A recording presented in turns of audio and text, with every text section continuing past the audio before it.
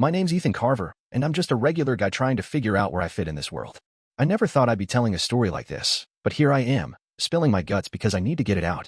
5 years ago, my life turned upside down, and I ain't been the same since. It all started when I was 19, still living at home in a small town in Ohio, in a house that felt more like a pressure cooker than a home. My folks, Linda and Tom, weren't the type to hug you or ask about your day. Mom was always on edge, like she was one bad moment away from losing it, and Dad was just there, always buried in his work or staring at his phone, avoiding whatever mess Mom was stirring up. Growing up, I knew they didn't like me much. Mom would sometimes bake cookies or slip me a few bucks for a burger, but those moments were rare. Most days, she acted like I was a burden she couldn't shake, and Dad just nodded along, too spineless to say anything different. That night, I came home from community college, my stomach in knots. I'd just gotten my results from a big math test, and let's just say I tanked it. I wasn't stupid, but numbers never clicked for me, and I'd been dreading telling my parents. I stood in the living room, clutching the graded paper, trying to find the right words. Mom was in the kitchen, scrubbing dishes so hard I thought she'd break them, muttering under her breath. Dad was slouched on the couch, scrolling through his phone, probably checking sports scores.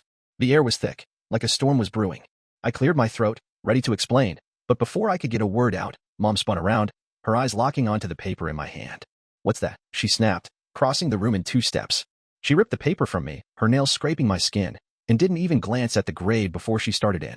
"You're a failure, Ethan," she said, her voice sharp enough to cut glass. "All that money we've spent on you, all those years, and this is what we get? A lazy, useless kid who can't even pass a basic test." I tried to say I studied, that I'd stayed up late going over formulas, but she didn't let me get a word in. She stepped closer, so close I could smell her lavender lotion, and her words got uglier. "You were the worst mistake I ever made," she said, her voice dropping to a cold, flat tone.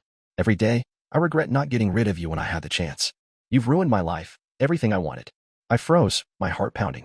I looked at Dad, hoping he'd step in, say something, anything. But he just gave me this look, like I was dirt on his shoe, and muttered, "Why are you even here? You'll never be anything." Then he went back to his phone, like I wasn't worth his time. Mom kept going, listing every way I'd let her down. She brought up stuff from years ago, how I spilled juice on her new rug when I was 7, how I got caught skipping class in high school. It was like she'd been keeping a tally of my screw-ups her whole life. She said I was selfish, a leech, that she should have listened to her sister and never had kids. Dad piped up, saying I was just like my Uncle Ray, always causing trouble, never owning up to it. He said I was just mooching off them, that I'd never make it on my own. I felt my hands shaking, not from fear but from this burning anger building inside me. I reached for the paper, wanting to tear it up, but Mom smacked my hand away, hard. "Don't you dare," she hissed. I shouted, "Stop talking to me like that." But she just laughed, bitter and mean. "Go ahead, leave," she taunted. "You'll be crawling back in a week, begging for a bed." That was it. Something snapped. I grabbed my phone off the coffee table. It was already beat up, screen cracked from a drop last month, and hurled it at the wall. It hit with a thud, the case popping off. I turned for the door, but Dad stood up, blocking my way, arms crossed. "You're not going anywhere until you clean up your mess," he said, like I was a kid who spilled milk. He meant the phone, but I knew he was talking about me, about their whole miserable life. I shoved past him, my shoulder hitting his chest, and he stumbled back. Mom screamed after me, "Don't you dare come back." I slammed the door so hard the windows rattled and kept walking into the night. Outside, the air was cool and the street was quiet except for Mom's voice still carrying through the open kitchen window. I didn't know where I was going, just away. I pulled out my wallet, $20 and a debit card. My phone was trashed, but I didn't care. I texted my buddy Jake from a gas station payphone down the road. "Can I crash at your place?" No questions. He replied with a quick, "Yeah, man," and I started walking toward his apartment, a mile away. I sat on a bench halfway there, staring at the stars, my hands still shaking. Part of me felt free, like I'd finally escaped a cage, but another part wondered if I just burned my whole life down. I could still see my house in the distance, lights glowing, Mom's shadow moving in the kitchen. I wasn't going back. Not ever. After I slammed the door on my parents' house that night, I walked through the chilly Ohio streets, my breath fogging in the air. My head was spinning, replaying Mom's words, the worst mistake I ever made, and Dad's cold stare. I didn't have a plan, just a burning need to get as far away as possible. My buddy Jake's place was my only shot. When I got to his apartment, he was waiting on the steps, holding a spare key. He didn't ask what happened, just handed me a soda and pointed to the couch. "Crash as long as you need, man," he said. That was Jake, never one for big talks, but always there when it counted. His mom, Ms. Diane, was out working a night shift at the hospital, so the place was quiet. I lay on the lumpy couch, staring at the ceiling, my busted phone useless on the coffee table. Mom had texted before it died, angry stuff about how I'd regret walking out, how I'd left dishes in the sink, how I owed them for every dime they'd spent on me. I didn't reply. Jake glanced over, saw my face, and said, "Turn it off, Ethan. Let it go." So I did. The next morning, I woke up to the smell of bacon. Ms. Diane was in the kitchen, flipping pancakes, her nurse's scrubs wrinkled from her shift. She saw me, nodded, and slid a plate my way. "Eat," she said, no questions, no pity. That small act, nobody poking at my wounds, felt like a lifeline. I ate in silence, grateful for the normalcy. Jake was already out for his morning run, so I used his old laptop to check my email. Mom had sent a long one, ranting about how I was ungrateful, how I'd humiliated her by storming out. She said she'd toss my stuff in the trash if I didn't come back by tomorrow. Dad didn't write, but I could picture him sitting there, letting her do the dirty work, like always. At college, things got weird. People noticed I wasn't going home. A couple of guys in my math class asked if I was okay, but I brushed them off. I didn't want their sympathy. I spent most of my time in the library, using the computers to figure out my next move.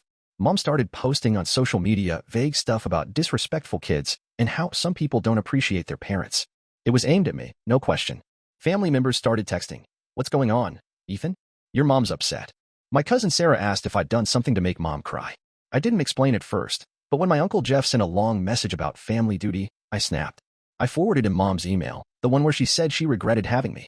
He didn't reply, but Sarah texted later, "That's messed up. I'm sorry." It felt good to have someone believe me, even if it was just one person. Mom's post got worse. She shared a photo of our old family camping trip, captioning it, "When things were simpler." I knew it was a dig. She was painting herself as the victim, me as the problem. I didn't take the bait, but it stung. Dad stayed silent, which was his way. He'd always cared more about how things looked than what was actually happening. Growing up, Mom would go on about how she wanted to move to Chicago, be a photographer, live some big, artsy life. But her parents pushed her to settle down, have me play the good wife. She never forgave me for that, like I was the one who trapped her. Dad just went along, keeping the peace, but I could tell he blamed me too.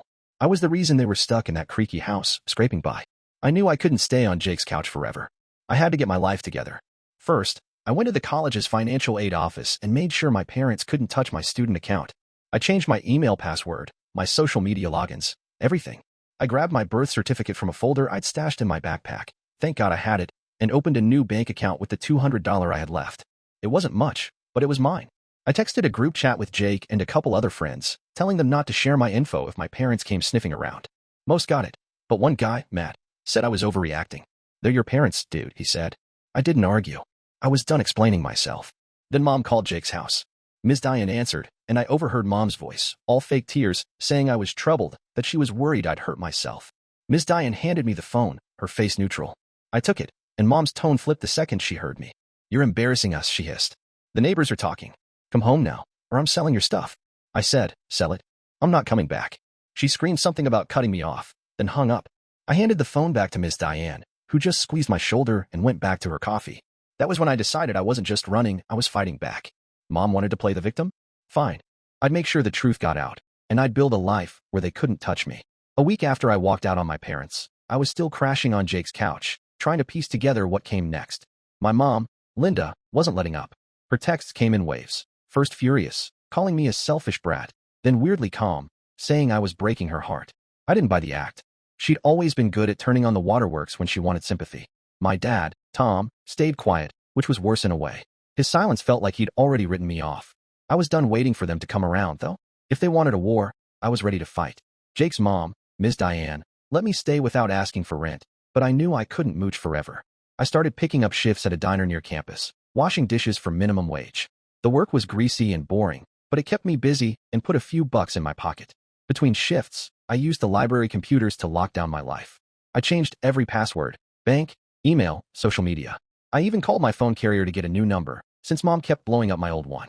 I found my social security card in my backpack and used it to open a new savings account at a credit union.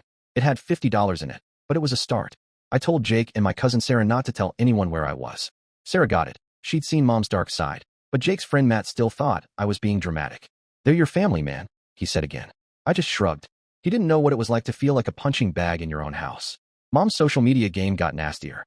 She posted these long rants about kids who betray their parents, tagging me in some so everyone knew who she meant. My Aunt Karen texted, asking why I was hurting Mom. I sent her a screenshot of Mom's text saying she regretted having me. Karen didn't reply, but my Uncle Jeff called, saying I needed to man up and go home. I told him I wasn't the one throwing punches. Sarah backed me up, texting the family group chat that Mom wasn't the saint she pretended to be. A few cousins liked her message, which felt like a small win. Then Mom pulled a new trick. She called the diner where I worked, pretending to be worried. I was scrubbing pans in the back when my boss, Mr. Russo, called me to the phone. I heard Mom's voice, all shaky, saying I was unstable, and she needed to know if I was okay. I told her to stop lying and hung up. Mr. Russo gave me a look but didn't ask questions, just told me to get back to work. When I got to Jake's that night, Ms. Diane said Mom had called their house too, spinning the same story. She's saying you're in trouble, Ethan, Ms. Diane said, handing me a glass of water. I told her the truth. Mom just wanted control. Ms. Diane nodded, like she'd seen this kind of thing before. You're welcome here, she said. But you gotta keep moving forward. That stuck with me. I decided to hit back where it hurt. My parents cared more about their reputation than anything else. Every summer, Mom hosted a big barbecue, posting photos of our perfect family, smiling like we were in a sitcom. It was all fake. She'd yell at me to smile for the camera, then go back to ignoring me. So I commented on one of her old barbecue posts. Funny how you act happy when you're not. She deleted it fast, but not before Sarah and a couple cousins saw it. I texted Sarah the whole story, Mom's outburst, Dad's silence, the years of feeling like I didn't belong. She shared it with her mom, my Aunt Lisa, who called Mom out in the family chat. Mom fired back, saying I was lying, but Lisa didn't buy it. The chat got quiet after that. Then I found out something bigger. My parents had been trying to get a loan to fix their roof, which had been leaking for years. Dad had mentioned it once, saying they needed my signature for family paperwork. I never signed, and now I knew why they were so desperate. Their credit was shot, too many late payments, too much debt. They'd been counting on me to co-sign, probably to tie me to their mess. When Mom texted about important documents, I ignored it. She called Jake's house again, this time threatening to report me for stealing if I didn't come home.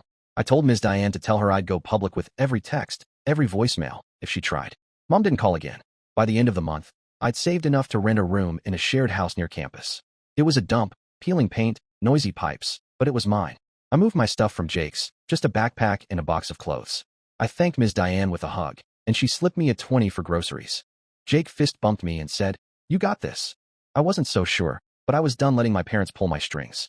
They wanted to paint me as the bad guy. Let them try. I was building something new, and they weren't invited. It had been a month since I left my parents' house, and I was starting to feel like I could breathe again.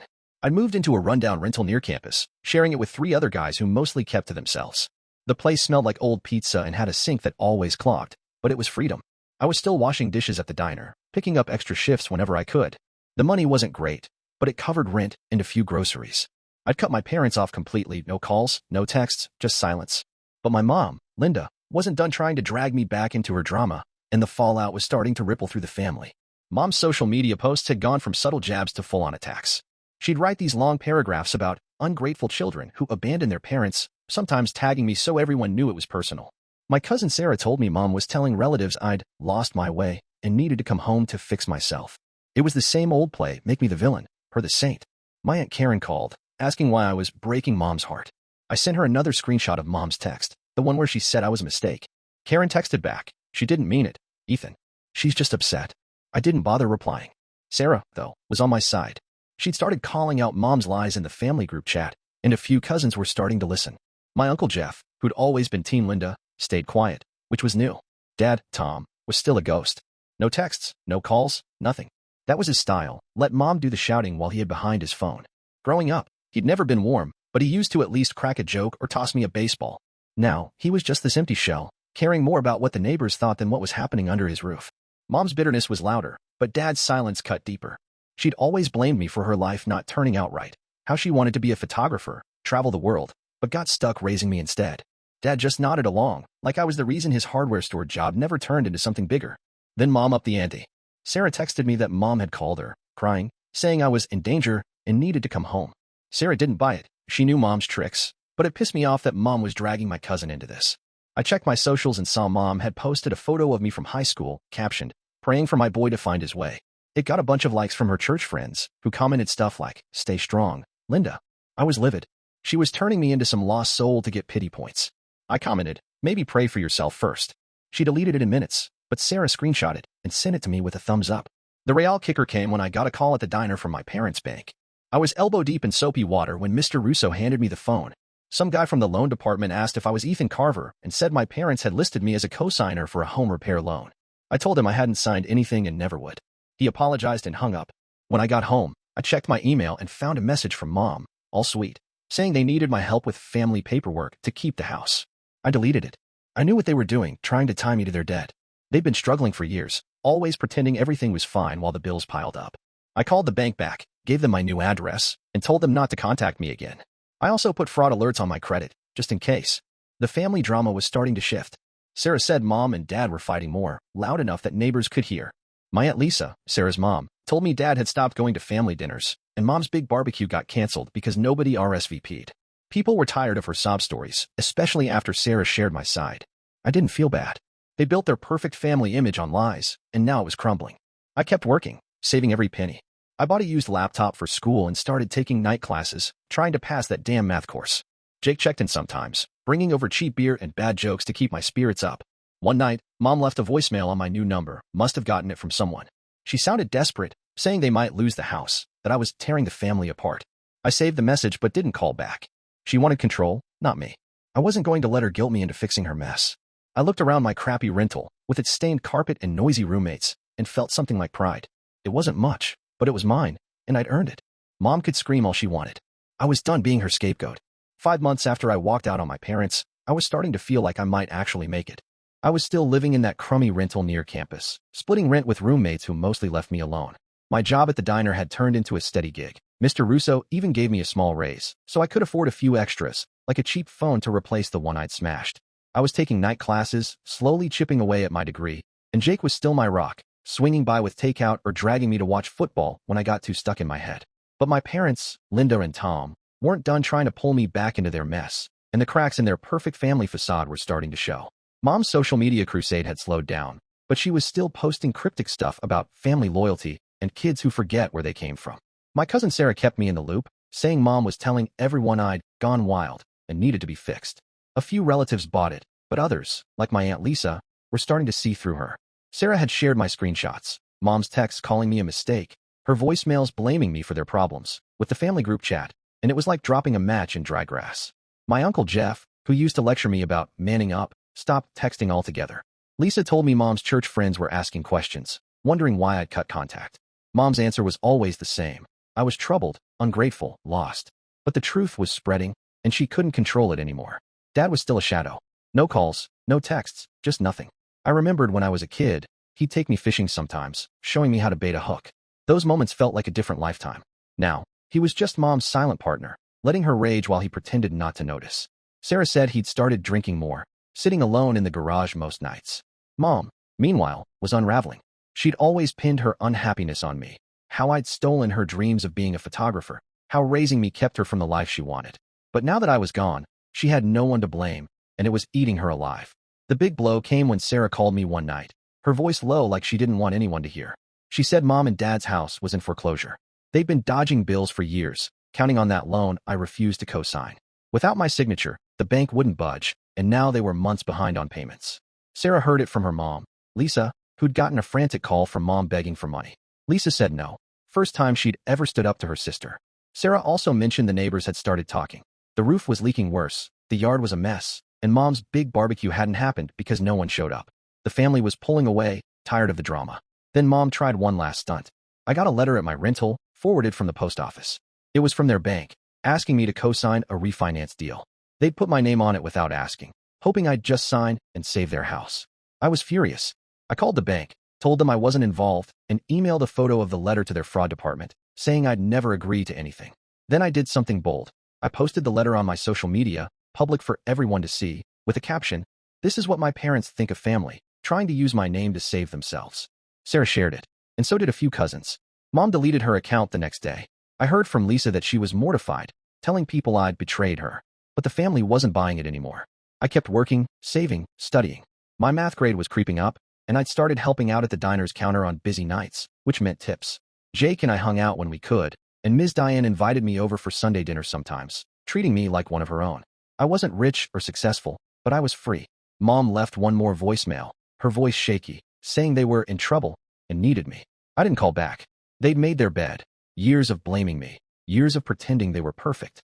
Now they were lying in it, and I wasn't going to bail them out.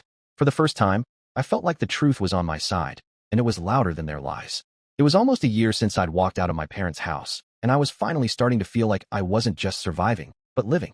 My rental near campus wasn't much, still had that leaky faucet and walls thin enough to hear my roommate's snores, but it was home. I'd been promoted to server at the diner, which meant better tips and fewer nights scrubbing pots. I was passing my classes, even math, and had enough saved to buy a used bike, so I didn't have to walk everywhere. Jake was still my best friend, always ready with a bad joke or a burger run when I needed a break. My cousin Sarah kept me updated on the family, and Ms. Diane's Sunday dinners were a steady comfort. But my parents, Linda and Tom, were still out there, and their world was falling apart faster than I'd expected. Sarah called me one evening, her voice heavy. The bank had foreclosed on Mom and Dad's house. They'd fought it for months, but without my signature on that loan, they couldn't refinance. The leaky roof, the unpaid bills, it all caught up. They'd moved into a tiny apartment across town, one of those boxy places with peeling paint and no yard. Sarah said Mom was telling everyone it was temporary, that they'd bounce back, but nobody believed her. The family had stopped coming around. Aunt Lisa, Sarah's mom, said Mom's calls for help were getting desperate, but she wasn't lending money anymore. Even my Uncle Jeff, who used to back Mom up, had gone quiet. Sarah heard from a cousin that Dad was drinking heavily, spending hours at a dive bar instead of the garage. The neighbors weren't gossiping about me anymore. They were talking about the yelling matches spilling out of Mom and Dad's new place. Mom's social media was gone. After I posted that bank letter, she'd shut down her accounts, probably too embarrassed to face the comments. But she hadn't stopped trying to get to me. I got a voicemail one night, her voice a mix of anger and fake tears. She said they were struggling, that I was destroying the family by refusing to help. She brought up how she'd raised me, fed me, like I owed her for being born. I saved the message but didn't respond. Dad finally texted, just one line. "We need to talk, Ethan." I stared at it for an hour, remembering his cold stare the night I left, how he'd called me nothing. I texted back, "If it's about money, don't bother." He didn't reply. Sarah said Mom was telling relatives I'd abandoned them, but the family wasn't buying it. Lisa told me some cousins had started asking why Mom never mentioned her own words, the ones about regretting me. The truth was sticking. I kept my life locked down. I'd changed every password, set up mail forwarding, and kept those fraud alerts on my credit. When a collection agency called about a credit card in my name, I shut it down fast. Mom had tried to open it using my info. I sent the agency proof it wasn't mine and filed a report. Sarah said Mom was furious when it didn't work, ranting to anyone who'd listen about how I was ruining her. But her audience was shrinking. The family group chat was dead, no more invites to Mom's barbecues, no more holiday plans. Lisa said Mom and Dad fought so loud the cops got called once, though nothing came of it. Their perfect image was gone, and I didn't feel a bit sorry. At the diner, I was getting good at my job, joking with regulars, pocketing enough tips to start a small savings. I'd enrolled in a business class, thinking maybe I could run my own place someday, like Mr. Russo. Jake and I talked about it over beers one night, laughing about opening a burger joint called Ethan's Escape. Ms. Diane gave me a used jacket when the weather turned cold, saying, "You're doing all right, kid." It wasn't much, but it was more family than I'd ever had at home. One night, I got another voicemail from Mom, this time begging. She said they couldn't pay rent, that Dad was sick, that I was their only hope. I listened to it twice, waiting to feel guilt. It didn't come. They'd spent years tearing me down, blaming me for their choices. Now they were reaping what they'd sown, and I wasn't going to play savior. I deleted the message and went back to my life, determined to keep building something they couldn't touch. 3 years had passed since I slammed the door on my parents' house, and I was a different man. I'd moved out of that dumpy rental and into a small apartment of my own, nothing fancy, but it had a balcony where I could sip coffee and watch the sunrise. I was still at the diner, now assistant manager, helping Mr. Russo run the place. I'd finished my associate's degree and was taking online courses toward a business degree, dreaming of opening my own spot someday. Jake was still my best friend, and we'd started fishing on weekends, just like I used to with my dad before things, my parents, Tom and Tom, had become a distant memory. The family had moved on, and so had I. Sarah kept me updated. The foreclosure had forced them into a cramped apartment, and their marriage was hanging by a thread. Sarah said Dad had stopped drinking but was a shell of himself, working odd jobs. Mom had tried to rebuild her image, hosting small dinners, but the family stayed away. My Aunt Lisa said Mom still blamed me, but no one listened anymore. The family group chat was silent, and cousins stopped asking me to fix things. My social media post about the bank letter had spread, and the truth stuck. My parents' reputation was shot, and they'd run out of people to manipulate. Then, one day, I got a letter, not from the bank, but from Dad. I found it in my mailbox, handwritten, which was unlike him. I sat on my balcony, coffee in hand, and read it. He said he was sorry, that he'd failed me, that he should have stood up to Mom. He said they'd lost the house, their savings, everything, and he wasn't asking for money, just a chance to talk. He sounded broken, not the cold man who'd called me nothing. I read it twice, waiting for anger or guilt. Neither came. I felt nothing, just calm. I didn't write back, but I kept the letter in a drawer, not sure why. A week later, Mom called. I was cooking dinner, spaghetti, my specialty, when my phone buzzed. Her voice was sharp, saying I'd ruined them, that I was selfish for ignoring Dad's letter. She said they were struggling, that I owed them for raising me. I let her talk, then said, "You made your choices. I made mine." She screamed, but I hung up and blocked her number. It felt final, like closing a book I'd never reopen. Sarah called the next day, saying Mom was telling relatives I'd abandoned them, but it wasn't working. Lisa and a few cousins had reached out to me, inviting me to a family picnic. I went, nervous, but it was good. Laughter, burgers, no drama. I realized I'd found a new family, one that didn't demand my soul. Jake and Ms. Russo came too, and we stayed late, swapping stories under the stars. I kept building my life. I saved enough to buy a used truck, handy for fishing trips. My business classes were paying off. I'd started a side gig fixing up old furniture, selling it online for extra cash. Mr. Russo was talking about retiring, maybe letting me take over the diner. I saw Dad once at the grocery store. He looked older, tired. He waved, but I nodded and kept walking. I wasn't angry, just done. They tried to break me, but I built something better. Some folks online said I should forgive, that family's everything. But family's what you make it. Mine was Jake, Sarah, Ms. Diane, the diner crew. My parents could live with their regrets. I was too busy living. I'd come from nothing, but I'd made something. And for the first time, I was proud of who I'd become.